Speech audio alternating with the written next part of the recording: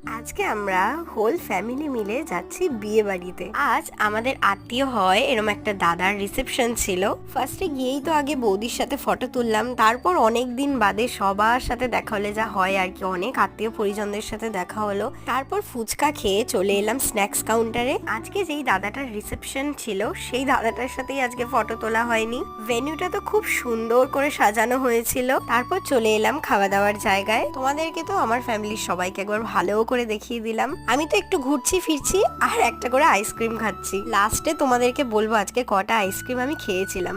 10টা বাজতেই চলে এলাম ডিনার করতে। আর বিয়ে বাড়ির ডিনারের মেনু মানেই তো বিশাল বড় মেনু, সেটা তোমরা দেখেই নাও যে কি কি ছিল। আরো অনেক কিছু ছিল, আমি তো আর সবকিছু খাইনি। শেষ পাতে ছিল চাটনি, পাঁপড়, সন্দেশ আর রসগোল্লা। আমি যদিও বা রসগোল্লা খাইনি। খাওয়া দাওয়া শেষ করে হাতে আইসক্রিম নিয়ে তারপর সবার সাথে দেখা করে বাড়ির দিকে চললাম। আর আজ আমি টোটাল 6টা আইসক্রিম খেয়েছিলাম।